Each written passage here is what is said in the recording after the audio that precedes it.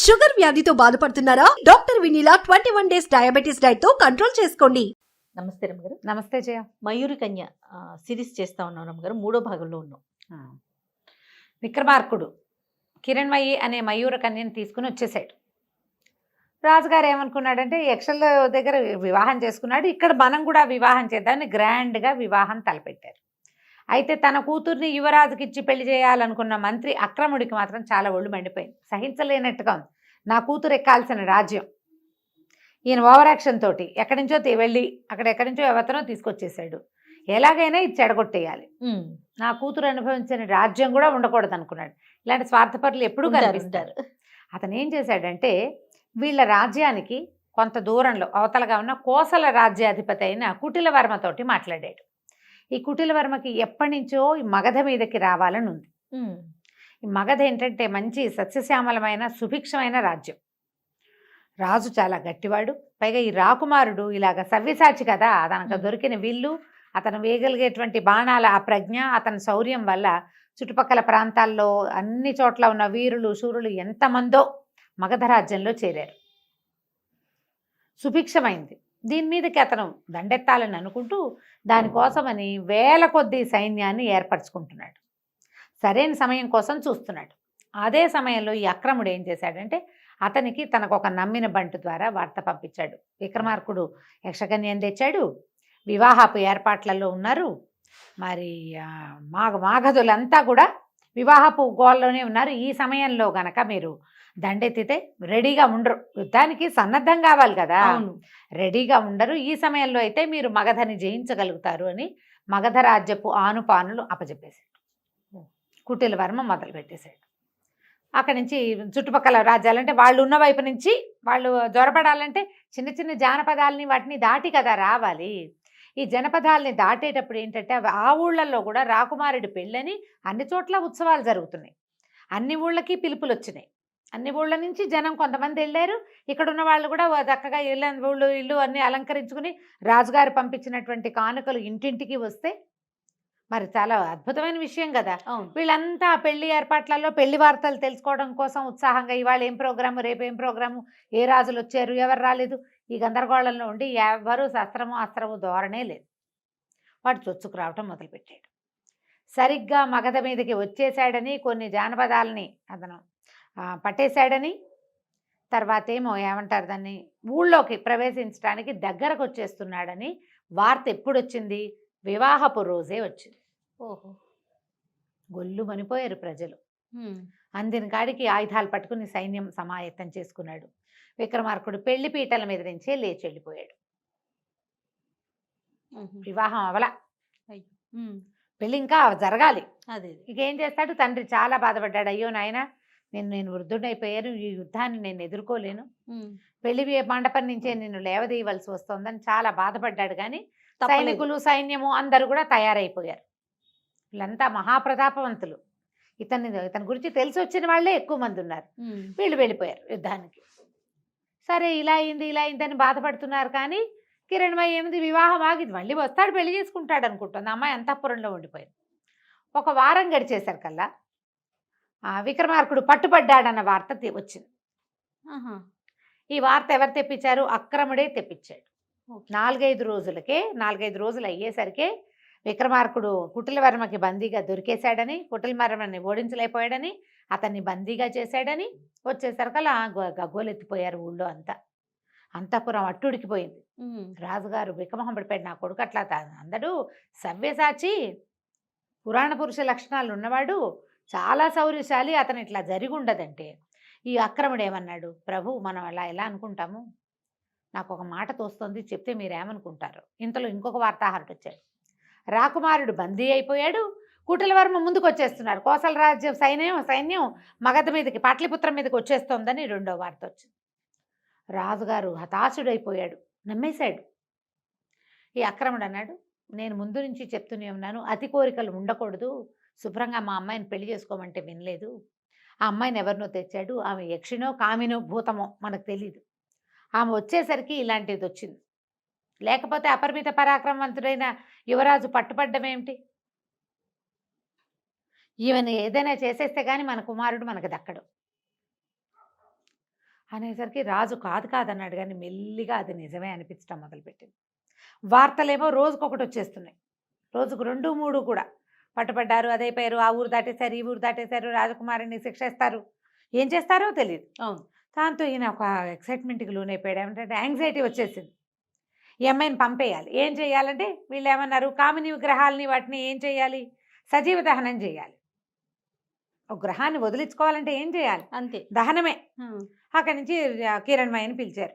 నీ వల్ల రాజకుమారుడు పట్టుబడ్డాడు అనేసరికి ఆ అమ్మాయి కాదు కాదు అట్లా జరిగి ఉండదు, అతను చాలా అరివీర భయంకరుడు, కొంచెం సమయం ఇవ్వండి, కాస్త నిదానం మీద తెలుస్తుంది అని ఆ అమ్మాయి చెప్పినా రాజు ఇంకా ఒప్పుకోలే. ఇప్పి తన కుమారుడు ఏమైపోతాడన్న దీంతో ఈ అమాయకపు పిల్లని ఇట్లా పాడు చేసేస్తున్నామని అనుకోలేదు ఆయన. అనుకోక పెద్దగా మంటలు అవి చేసి ఏర్పాటు చేసి, అగ్నిగుండం ఏర్పాటు చేసి, గుండంలోకి నీ అంతటి నువ్వు స్వచ్ఛందంగా వెళ్ళిపో అని చెప్పి ఆ అమ్మాయిని అగ్నిగుండం దగ్గరికి పెట్టేశారు, తీసుకొచ్చేసారు. ఇక అమ్మాయి ఏం చేస్తుంది, దుఃఖం, ఏం చేయాలో తెలీదు, అవమానం. నీ వల్లే రాకుమారుడు పట్టుబట్టాడని అంతఃపురం అందరూ అసహించుకుంటున్నారు, మాటలు అవే పుట్టేస్తాయి కదా. అంతే. అక్కడి నుంచి అక్రముడు తన మాట చెల్లింది, తను అనుకున్న కోరిక నెరవేరిందన్న సంతోషంతో నీ ఆఖరి కోరిక ఏమిటో చెప్పమన్నాడు.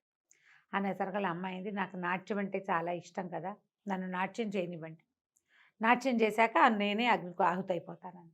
సరే అందుకేముంది, సరేనన్నారు. అగ్నిగుండం చుట్టూతా నాట్యం చేయటం మొదలుపెట్టింది. క్రమంగా ఆ అమ్మాయికి రెక్కలు వచ్చేసినాయి, నెమలిగా మారిపోయింది. ఓహో. ఇంద్రధనుసులో రంగులన్నీ ఒకే చోట ఉన్నట్టుగా కనపడుతుంది. పూర్తిగా నెమల్లాగా మారిపోయింది, రంగులు రంగులు రంగులు రంగులుగా కనబడుతుంది. ప్రజలంతా చూస్తూనే ఉన్నారు, రాజు మంత్రి కూడా చూస్తున్నారు, అంతఃపురం అంతా నోరు తెరిచి చూస్తూ ఉండగా ఈ అమ్మాయి నెమలిగా మారిపోయి ఆకాశంలోకి ఎగిరిపోయింది. దూరంగా ఒక ఇంద్రధనుసు కనపడింది కాసేపు, తర్వాత ఇంకా అది కూడా కనిపించలే. కళ్ళ నీళ్ళు పెట్టుకుంటూ అమ్మాయి ఇంకేమీ చేయలేక వెళ్ళిపోయింది. తనకు జరిగిన అవమానానికి, తర్వాత ఏమో ఈ అన్యాయానికి బాధపడుతూ ఎగిరి వెళ్ళిపోయింది.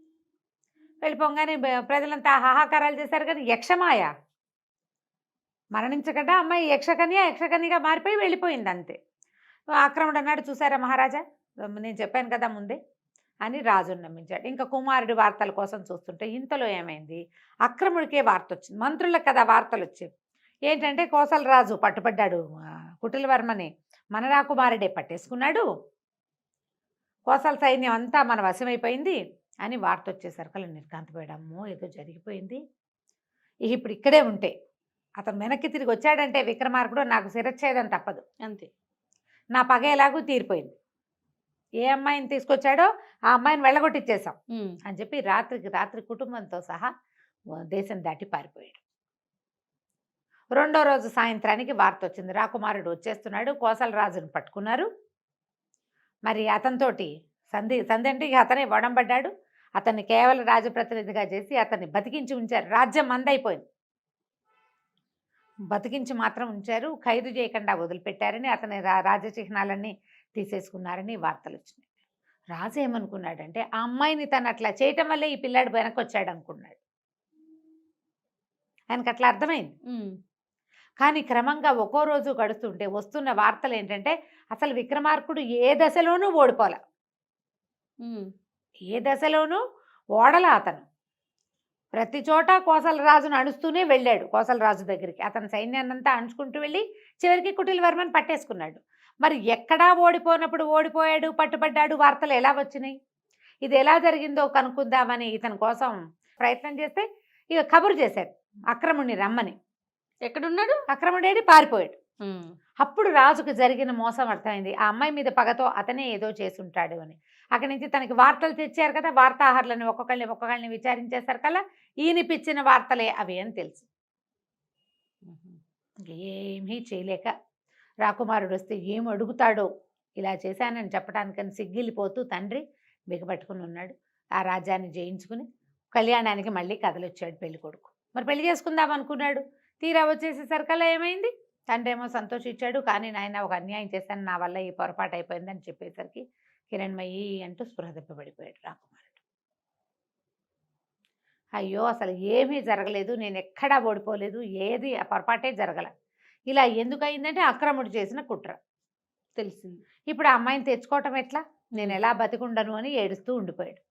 శక్తిసింహుడు అన్నాడు, ఇంత బాధపడద్దు, మనం ఎక్కడ అమ్మాయిని చూసామో అక్కడ వెళ్ళు, అక్కడికి వెళ్ళంటే ఆ అమ్మాయి ఇంకా ఇక్కడ ఎందుకు ఉంటుంది? ఇంత అవమానపడ్డాక మళ్ళీ భూలోకానికి వస్తుందా? వాళ్ళ అక్కయ్యలు మాత్రం వస్తారా? వాళ్ళు భూలోకంలోకి రాబట్టే కదా ఇలాంటి అవమానం జరిగింది ఆ అమ్మాయికి పాపం.